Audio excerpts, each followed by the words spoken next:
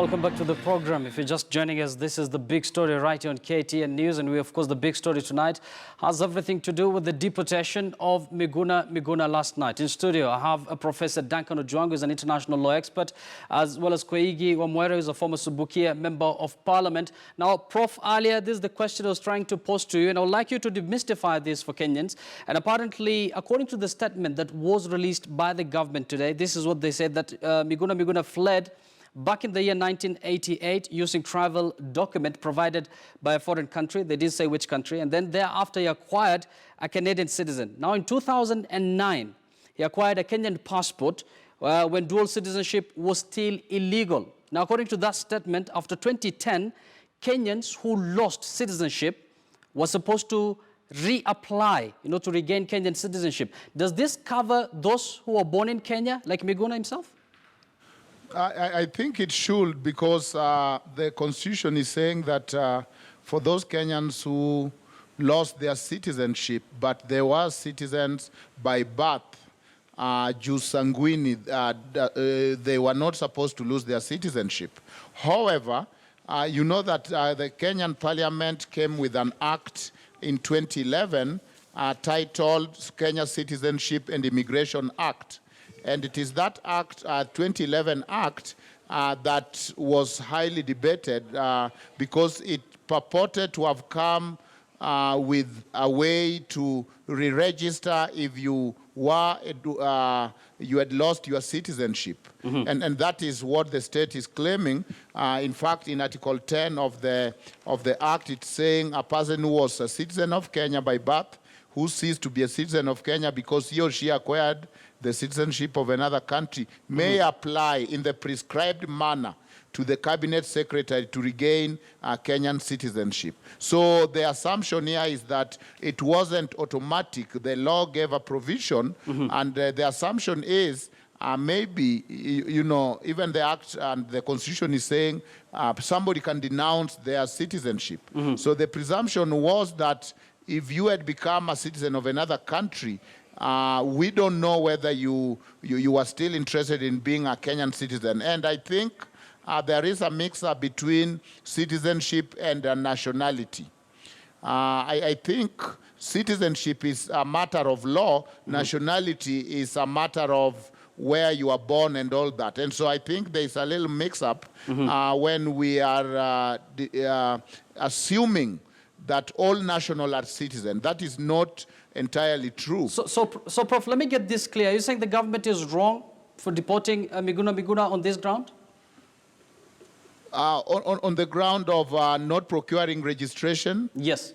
Which they are claiming. Well, I don't know what kind of answer that I should make, but I'm saying that in 2011, our parliament passed a law to try to make the constitution that was giving the grandfather clause to those who had dual citizenship when it wasn't legal, but were born in Kenya, to continue enjoying those two citizenship. And in that clause, the act added that you needed to have registered.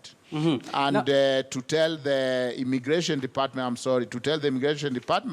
that yes, I'm so-and-so, I was born in Kenya, this is my proof that I was a Kenyan citizen, and I am a dual citizen. So that is the part also that the Kenyan government is arguing, that yes, Miguna is a Kenyan national, but is not a citizen because according to that act, 2011 act, he did not register with them.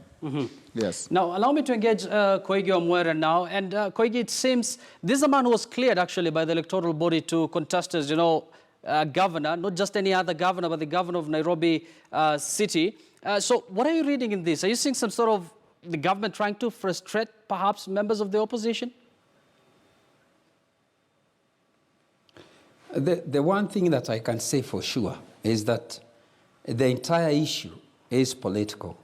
Because as you mentioned, if the government is convinced or has always known that Miguna Miguna is not a Kenyan, did you say Kenyan citizen? though a Kenyan national, then he should not have been allowed to contest for the governorship of Nairobi. In fact, this seems like an afterthought for the government, because Miguna was doing everything without any interference until he stepped on the toes of the powerful people of our country. So I completely disagree that it is possible to have somebody allowed to be a national of his country and not a citizen of his country.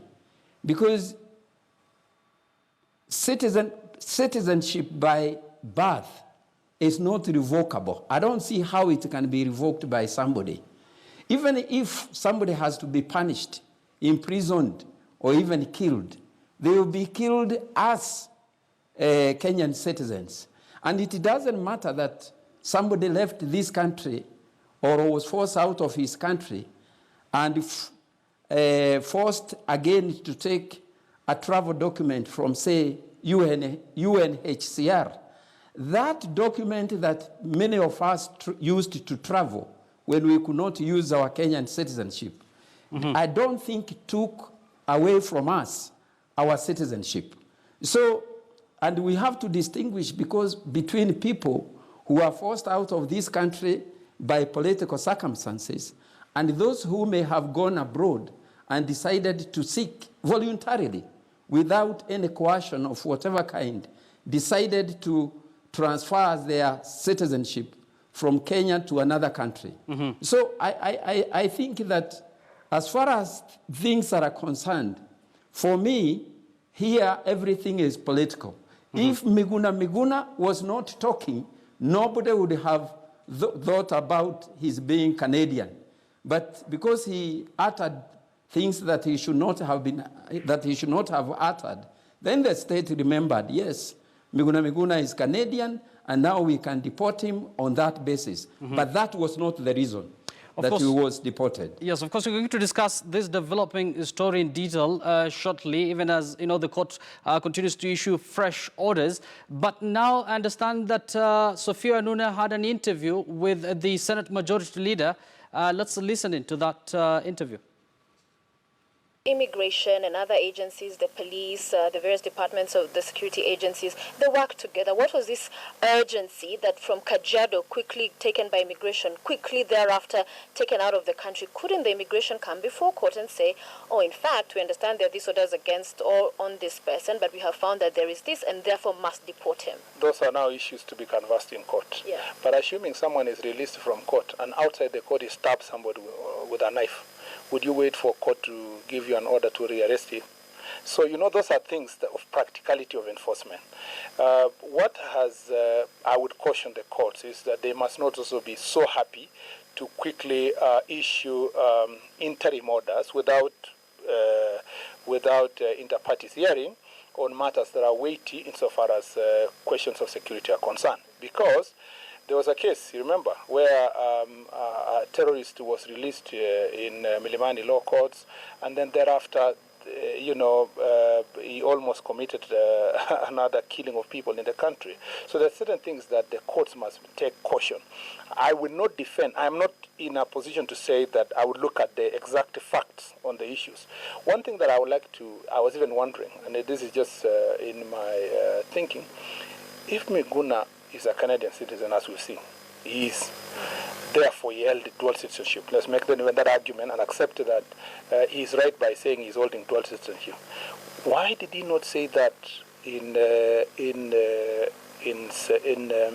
during the last elections? Because the Constitution does not allow any person who has dual citizenship to become a candidate. So, meaning he's doomed if he was dual citizen. He's also doomed if he was not. But also there's no due diligence by the various institutions because they also didn't catch it. I am talking about in Miguna as a person. It means he's a conman because he had a duty of care to present himself before IBC and say, look, I have dual citizenship of Kenya and Canada. Since I want to be governor of Nairobi, I'm surrendering my Canadian citizenship and therefore I will be Kenyan alone. So this has exposed to also other issues. And I'm sure the documents that he filed within IBC, he did them on oath. And if he did on oath, there will be another crime that even if you say that he had dual citizenship, this man swore on oath that he's a candidate qualified to run as a candidate without dual citizenship, yet he knew within his knowledge that he was a candidate. But also it's been seen as a witch hunt because the immigration department argues that by the time he was becoming a Canadian citizen, it was under the old constitution where if you gain that citizenship, then you lose the Kenyan citizenship. So it has taken, what, 9-8 years for the immigration to find out that this man was illegally here? You know, crimes never rot, even in 100 years. If it is, there are people who are still being convicted and found guilty of the Holocaust. The timing is suspect, though. That's what I'm saying. You know, I think when you declare yourself, and this is on a light note, Miguna Miguna, I saw him on TV saying, "Come, baby, come." Then when they went, now he's crying. You know, so I don't know what invitation he was inviting the courts. I thought he was inviting the law enforcement agencies to carry out a full audit of whether he was a criminal or not, and particularly when you declare yourself a general. In fact, in other countries, the case of such people would not have been handled by the police; it should have been left to the military. Right. But we are a good country, and we've handled this issue with kid gloves for a long time. Yeah. You see, you people are forgetting the bigger issue. And we'll come to Uhuru Kenyatta has a greater responsibility of ensuring that rule of law is maintained in this country. And that rule of law... even he must abide and work within that same rule of law. Absolutely. But as a matter of fact, the bigger picture is to keep the country going. And if there is a conflict between small issues of one individual... By the way, when an individual right or an individual right is a threat to rights of 45 million people, you cannot subject one individual rights to threaten the lives of more. Isn't that a matter that should be canvassed in court? Because then it can be abused. And which takes me to the next question. Now that Miguna was facing charges here, is the Kenyan government intending to ask the Canadian government to avail him to continue to face those charges? That will be within what we call conflict of laws. I'm told also he's facing charges in Canada of a different crime. So those are issues that can be discussed. Usually when you deport a citizen of another country, sometimes you do so. We did to Markarian and Sakashan or whatever their names were. We never bothered to find out whether they have been charged in their countries, but because of the situation we were dealing with, we just deported those people to ensure that our country is free of similar people. Remember, if it is true that, as immigration is saying, that he denounced his citizenship and then took the citizenship of Canada, remember that the Constitution, as a matter of right, allows Miguna to apply to be citizen of Kenya. And the day he will write to the CS Matiang'i, as a matter of right, it must be given. All right. You've talked about the bigger scene. We've seen... We're not saying, and that's the message people should know, that if Miguna exercises that option of applying for that citizenship now, as a matter of right, he will be granted, he will come back to Kenya. If he goes to court, as he argues, and the court declares that he never lost his citizenship, again, of course, he will have a right to come. Let's talk about what you describe as the bigger scene and the bigger issue. We've seen Miguna arrested, of course, Aladwa, TJ Kajwang, but you've talked about that oathing ceremony and that it was described even as the Attorney General as treason. So why haven't you arrested Raila Odinga? I think everything is taking a step by step. The police know what they do and they know what they need to do at what particular time. What all of us are going to say is that what was done is illegal. Yeah. Number two, of course, it's comical, but it's a threat to to a great extent, this is a threat to our constitutional order. Although he may not have a mechanism of enforcing that which he did, already it's apparent, it's very clear to every member of public who wants to listen that the greatest threat to our constitution is exactly those who pretend to be defending the constitution. But he did not take the same oath President Kenyatta took. President Kenyatta was sworn in, the CJ was there, due process was followed. Mr. Odinga took an oath of being the president, the people's president of the Republic of Kenya, and every wording in there, most of it at least, was totally different. And even your colleague, that's the leader of majority in the National Assembly, said, why doesn't Jubilee just let him do it because it has no consequence? But then there are those like you who feel it does have consequence, yet you're arresting those around him and not him. slowly by slowly, we're eroding our constitutional order. We need to have a country that people respect rule of law. Remember, that oath was taken on the basis of a people's assembly, which was declared illegal by a court of law, High Court, which was ignored by NASA and went ahead to constitute us the people's assemblies. So they think that on one case, certain departments of government should obey a court order without asking questions. Then they violated the same court order when the court said that the People's Assembly are unconstitutional. So, you can tell the hypocrisy that is in. And you see, the departments of government, they are reacting to a violation of the Constitution. We must ask ourselves, who initiated this situation that we are dealing with? But the man who took the oath, for which the AG said would be treason, we saw him take it. It was live. He's not denied it. Why not? What is this slowly by slowly you're talking about? You'll get there. Because my argument those would argue, some would argue, sorry to interject, is that you dare not touch Raila Odinga in terms of arresting him because that would create chaos, especially in his strongholds. Do you believe it will create chaos? It is not about me. I've asked a question. So if that is the thinking of the police, then maybe they are working systematically to reach a particular end.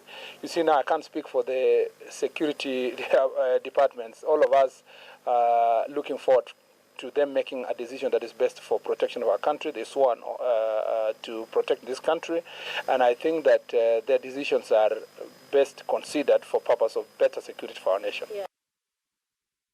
There is Sophia Anuna speaking to the Senate Majority Leader Kipchumba Murkomen earlier. Now, Prof, let me return back to you. Apparently, the Senate Majority Leader has appeared on several TV shows with Miguna Miguna. The IBC itself had cleared this individual to contest for Nairobi's governor's position. He has also served as a senior government official when he was an advisor to the then former Prime Minister Raila Odinga. So what does it say about the government, the current situation? Are you perhaps seeing some sort of a knee-jerk reaction here? Yeah, from the government, I think they are throwing the book at him. They are finding loopholes.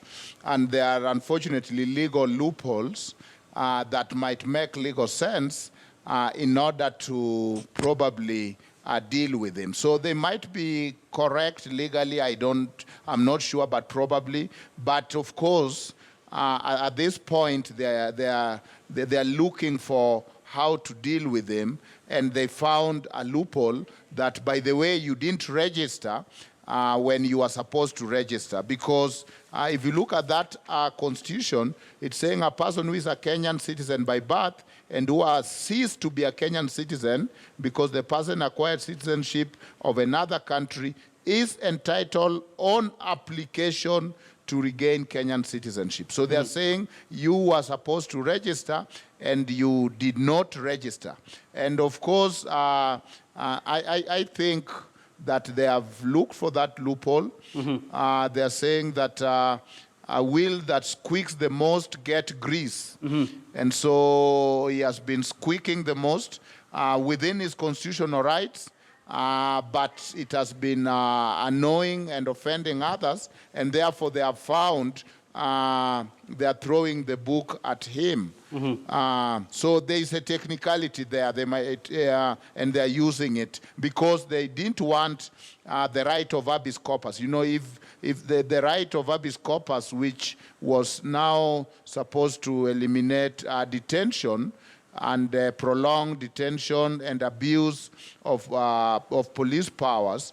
Now, if he's out of Canada, it's no longer in Kenya jurisdiction. And therefore, you can't tell, Judge Kimaru cannot tell the police to produce him because Kenya police is out of reach. So in order for him to put him out of reach of Kenya court, and of Kenya police, they decided to do that. And by the way, you realize that's why United States have Guantanamo Bay, because there are those terrorists that they want to to interrogate, and they don't want them in their soil because immediately they are in the U.S. soil, they will be considered, the constitution of U.S. will apply to them. And so case of Amdi versus Rumsfeld and all that, even U.S. citizen. And even when Obama was being elected, people thought he was going to close Gitmo, he was going to close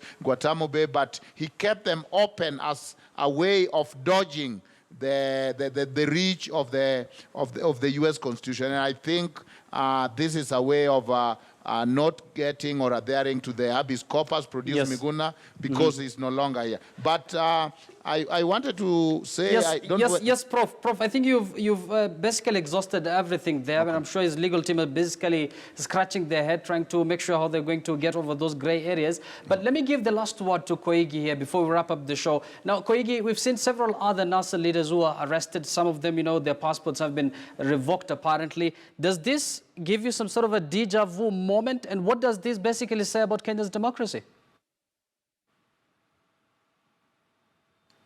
Yes, it does give me a sense of deja vu, because certainly when we spent years in detention and in prison, it was in order to put all things like this behind us. But now we are seeing detention back. We are seeing people being driven into exile, whether illegally or legally. And certainly things are not going the way they should go. But again, we have heard it said by people who are close to the Jubilee government that what this country needs is dictatorship. It is dictatorship that made development possible in Singapore. It was a dictatorship that helped China to become as rich and powerful as she is, and therefore Kenya should also assume dictatorship. This is what will make us develop. These are very serious things when they are said by people in power. And listening to Mool comment just now, I heard somebody who was talking like a man in power, the same way Jonjo used to talk when he would accuse anyone who imagined of the death of the president of treason. Treason is a very serious charge, but they are throwing it around as if it is something that is so light. And, while Mulcomen was talking, I was asking myself, when the state took Miguna Miguna to court, was it taking him there as a Canadian or as a Kenyan citizen? Because really, they couldn't have taken him to court as a Canadian citizen at all. And what will happen to this case? Now, first of all, we were told it's a very serious case, aiding and abetting treason. The committer of the offense is not in Kenya. So what will happen to the other case? And if Miguna Miguna has been taken out of Kenya, where will the state have witnesses for their other cases that they have filed against other individuals? I think what I want to say is that it is very unfortunate that we could be going the way we are when we were thinking that we are so close to being liberated. And, and I say this remembering that we have been assured by the Jubilee government that we are going to remain a democratic country, that all of us are going to be able to enjoy the same gains that we have earned since we became a multi-party. Yes, Koigi, I think you've delivered. I think you've. Let me say that I would like to very briefly.